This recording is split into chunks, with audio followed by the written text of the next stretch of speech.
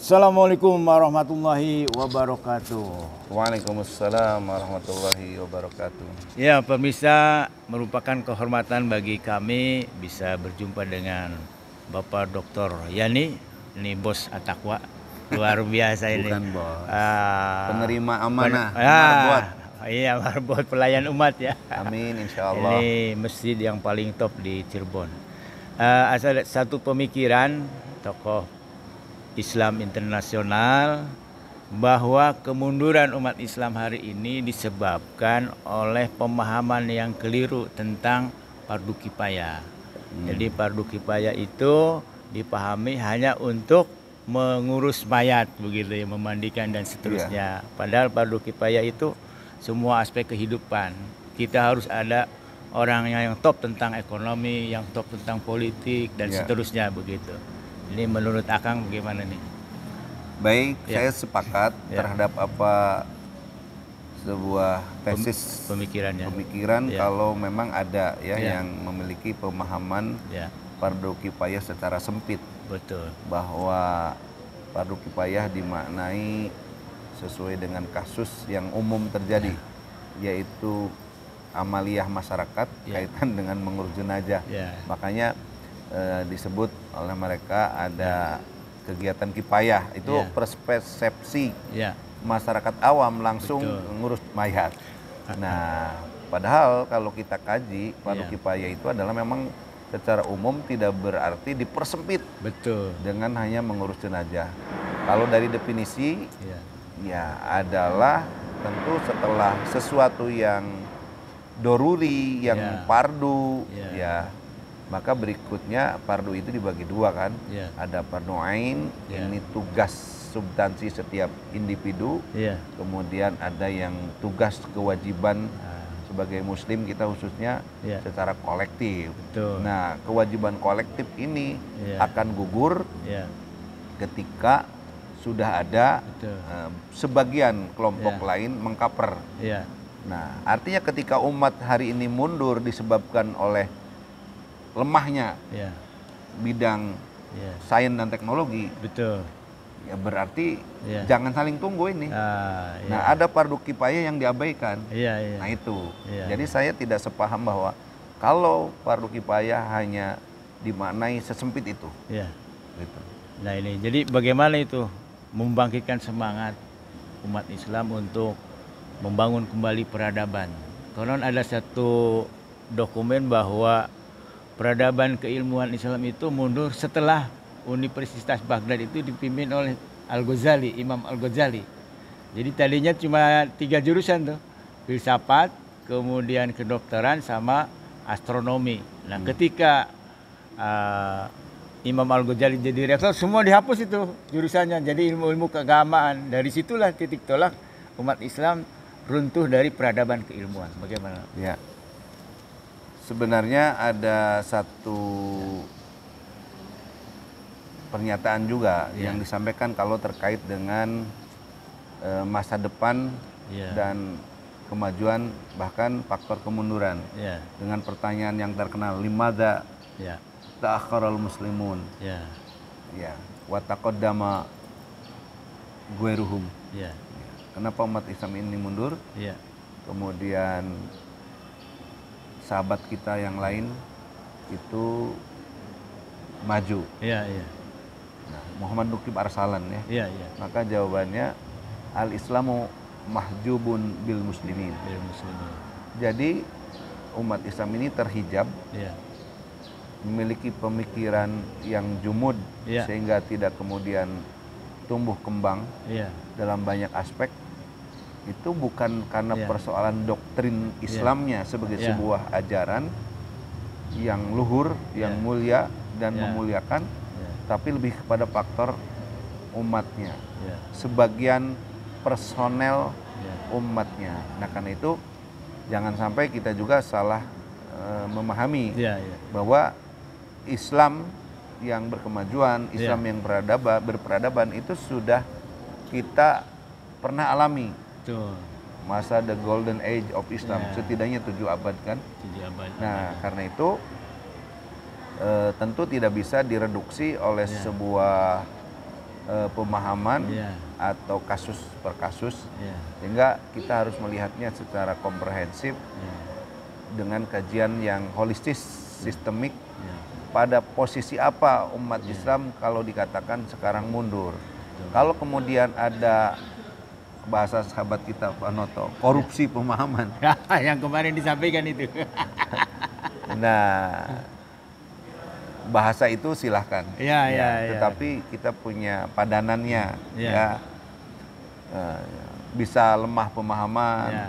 bisa lemah interpretasi, Betul. atau kesalahpahaman. Ya. Nah, karena itu Ya. perspektif yang kita bangun harus lebih komprehensif. Ya. Bahwa apa sih pilar-pilar yang menjadikan Islam ini berkemajuan? Ya. Kita kan punya dimensi Islam. Ya. Nah, dimensi yang paling umum Arkanuddin, sisi keimanan, akidah, syariah, di dalamnya ada ibadah, Ya. ada muamalah, dan kemudian adalah akhlak. Ya. Nah, persoalan sekarang terjadi dekadensi moral, kita tidak bisa kemudian dekadensi moral ini disebabkan karena semata-mata akhlak yang terjadi di lapisan luar. Ya.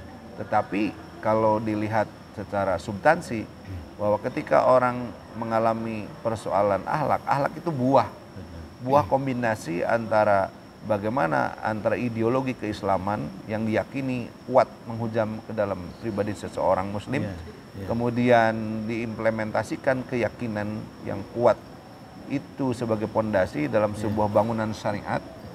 Nah, sehingga di sana akan melahirkan peradaban, akhlak mulia dan sejenisnya. Nah, karena itu kalau tadi disebutkan salah satu faktor berubahnya jurusan dalam suatu universitas oleh Hujatul Islam Al-Ghazali, mungkin bagi saya ini belum sepaham ya, karena banyak perspektif yang menjadi kajian tentang kenapa umat ini mundur. Nah, terutama di abad pertengahan sampai abad 18. Nah, kemudian berusaha bangkit kembali. Jadi ini lebih kepada tadi, kalau reduksi pemahaman atau korupsi pemahaman, ya ketidakberdayaan umat ini salah satunya adalah tadi pemahaman juga yang sempit terhadap makna bahwa ijtihad sudah tertutup. Nah, ijtihad ini kan banyak modelnya. Tidak berarti ijtihad yang kita lakukan kemudian mengubah tatanan Islam dengan mendekonstruksi, mendekonstruksi tatanan yang sudah mapan, tapi bisa dengan rekonstruksi. Nah, kita tinggal memperbaiki tatanan yang belum baik. Maka makalah yang disampaikan bahwa al-muhafadatu ala qadim sholeh wal akhdu bil jadidil aslah itu masih relevan. Bahwa kita tetap menjaga warisan, melestarikan peradaban yang sudah bagus, dan mari kita rekonstruksi tatanan yang rusak. Dan rusaknya disebabkan apa dan pada aspek mana? Nah, rekonstruksi ini tentu dengan banyak pilihan, dan yang paling kentara memang umat ini belum bisa membangun visi bersama dalam konteks Islam yang berkemajuan dan berkeadaban. Nah, ini sekarang konteksnya apa nih, Kang? Saya melihat luar biasa ini kegiatannya. Barangkali ada perspektif ke depan itu bagaimana? Minimal misalnya fokus pada IBA, income sama baca Quran. Atau misalnya ASI ya, ASI itu merujuk pada Fatir ayat 29. ASI itu Al-Quran selalu dibaca, sholat selalu didirikan, infak selalu ditunaikan. Gitu. Dalam artian barangkali belum apa sudah ini lebih bagus lagi itu. Misalnya ada jamaah tetap itu, Anda butuhnya apa, Anda bisa memberikan apa gitu. Nah, itu kan dari situ bisa diorganisir lebih hebat lagi nih, membangun peradaban di Cirebon nih, Akang nih, luar biasa. Gimana ke depannya? Baik, terima kasih Kang. Jadi saya berusaha menjadikan At-Taqwa ini untuk menjadi center of Islamic civilization, peradaban Islam, ya khususnya minimal di kota Cirebon. Syukur kalau kemudian Jawa Barat bahkan nasional. Secara ikhtiar berbagai aspek kemasjidan, baik idaroh, imaroh, riayah, sudah saya drive dengan baik, berusaha dikembangkan secara seimbang. Bagaimana ayat-ayat langit itu membumi, bagaimana tradisi-tradisi ritual di masjid membumi dalam praksis sosial.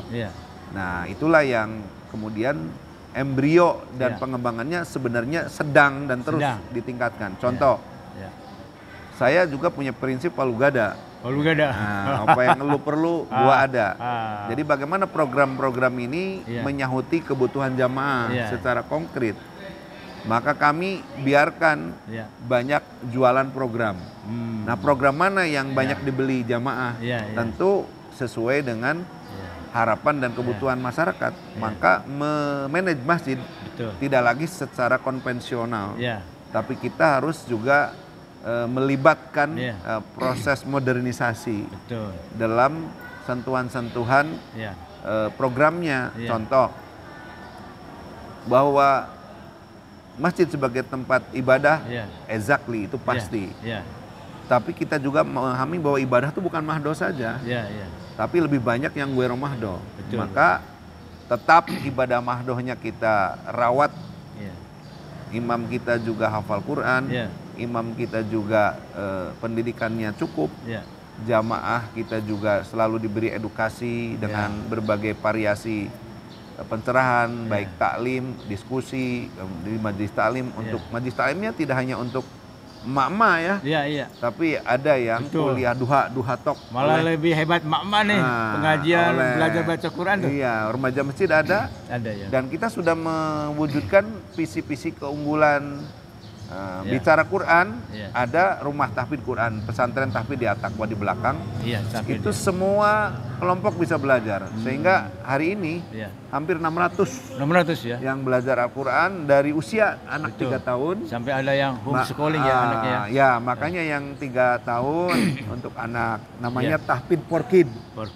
Tuh, brandingnya juga sudah tidak lagi tradisional tahfidz for kid. Nah, tahfidznya bahasa Arab, for kidnya Inggris.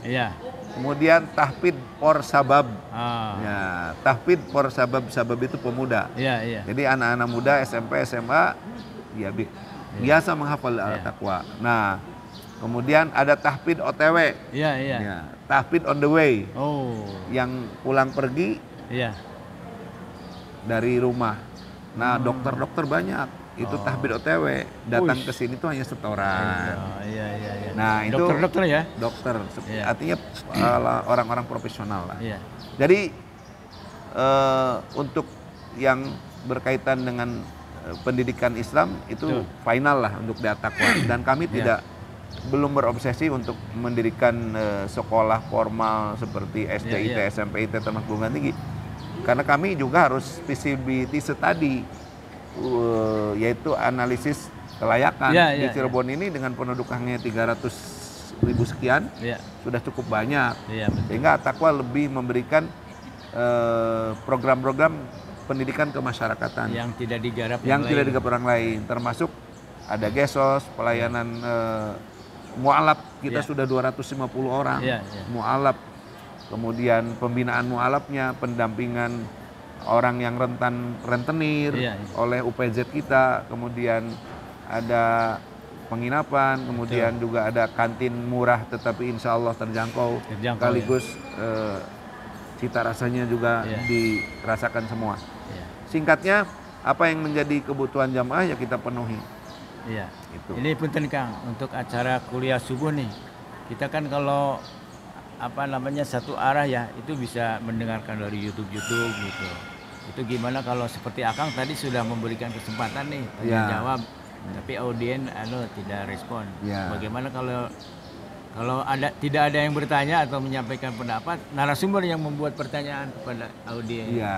Siap. Jadi, maksudnya tuh di sini hidup gitu loh. Betul. Kalau hanya mendengarkan ceramah kan di rumah juga dengan YouTube bisa begitu. Sekarang sudah banyak media baik ini. Itu masukan Kang. Jadi, yang insya Allah kalau audiennya menang baik ya kita sebagai narasumbernya harus bikin pertanyaan. Betul. Siap. Kemudian yang terakhir mohon maaf nih Pak Dokter, barangkali bisa diakomodir orang yang senangnya pakai kipas, orang yang senangnya pakai AC gitu. Tanpa harus bertabrakan dengan syariat bagaimana kita sholat berjamaah gitu. Karena kan memberikan kenyamanan kepada jamaah juga luar biasa gitu. Meskipun memang mungkin jamaah itu ada dua versi lah. Satu senangnya kipas, yang satu senangnya AC gitu. Ya. Gimana itu? Baik, makasih. Ini Ya. juga masukan yang sangat konstruktif ya. Iya. Jadi kita memahami Cirebon ini memang daerah yang Iya. cukup Panas. panas ya. Bahkan bukan cukup lagi panas lah. Iya. Pernah hampir 40 derajat ya. Mohon. Nah, tetapi makanya masjid ini dibangun oleh para arsitektur kita, almarhum Pak Haji Holil salah satunya. Satu, tanpa kaca. Tanpa kaca. Otomatis nggak ada kusennya juga. Ya. Ya. Artinya tanpa kaca, karena kaca pasti membuat panas. Iya, mempengaruhi. Dua, bahan full granit natural. Nah, Iya. itu memberi kesan satu, sejuk, Iya. makanya tidak perlu ngecat seumur hidup. Iya. Ya, ini full granit. Ini juga sebenarnya untuk mewujudkan suasana yang lebih Betul. sejuk, nyaman. Nyaman. Nah, tapi ketika overload seperti Jumat, Nah, ya itu. pasti akan lebih panas kan. Iya. Maka kita bantu dengan kipas-kipas. Iya. Nah, oleh karena itu ini memang dikonstruksi Iya. bukan untuk pakai AC, Ya. nah, tetapi dengan perubahan iklim yang begitu Oh, panas dan iya. masukan-masukan termasuk Akang, Betul. sempat kami berpikir dan berdiskusi Ya. kalau kemudian dipasang AC, Betul. ya seperti apa? Berarti kan harus ada yang ditutup bagian-bagiannya karena tidak akan fokus nanti angin dari AC-nya Betul. dan otomatis Misalnya mubadir. ini ruangan depan nih bisa pakai AC di sini Ya, gitu. Kan otomatis ini full ke atas. bisa. Ya. Semua harus tertutup. ditutup. Mohon. Ya, nah, yang ideal mungkin pakai misalkan jendela yang Transparan. buka tutup, yang Tidak tutup. knockdown. Knockdown, Kapan iya. AC dinyalakan ya Oh, ditutup. iya. Karena kalau kemudian full AC juga tidak efisien. Ya. Nah, paling besar kan kalau Betul, AC betul. pengeluaran listriknya. Jadi kita Iya. memikirkan juga dari sisi aspek pemeliharaan. Iya. Tetapi demi pelayanan jamaah, why not? Iya. Mengapa iya. tidak? Jadi kami sedang memikirkan memang ada sebagian Ya. yang Saya mendengar juga dimungkinkan. nih Kang, ini jamaah tuh, aduh pengen AC ya nyaman gitu. Ya, Ya. sempat berpikir ini di blok ini ruang utama Betul. dengan teknologi bagaimana supaya Ya. buka tutup. Betul lah, nanti kita mengikuti lah ya. Insya Allah. Tapi prinsipnya itu. Prinsipnya kita Kenyamanan. tidak pernah menolak betul. masukan-masukan yang Ya. konstruktif Ya. untuk meningkatkan kenyamanan jamaah. Betul. Ya, terima kasih Kang, barangkali ada kegiatan lain. Siap, makasih. Ya. Sehat-sehat. Ya, Semoga diberkahi dan dakwah kita melalui media. Ya, ini sudah ditonton oleh 66 negara YouTube saya itu. Alhamdulillah. 66 negara. Mohon, karena kan di setiap negara ada subtitle itu Kang. Ada, kita nggak mau buat, ada buktinya. Jadi di setiap negara itu ada subtitle menerjemahkan sesuai dengan bahasa di negara yang bersangkutan. Paling tinggi Indonesia, paling bawah itu 66 itu Republik Siberia. Ranking 2-nya Irak, ranking 3-nya Malaysia penonton. Baik. Baik. Fantasi Rupil Ali itu tidak harus secara fisik. Oh iya, hari ini. Ya, terima kasih banyak nih. Baik, terima kasih. Semoga berkah. Amin ya rabbal alamin. Waalaikumsalam. Ya. Wassalamualaikum warahmatullahi wabarakatuh. Sampai jumpa kembali. Iya. Terima kasih banyak nih, saya sudah lama ini ketemu, pengen sama Akang nih. Ada acara tak? Akan tak? Remaja masjid nikah. Oh.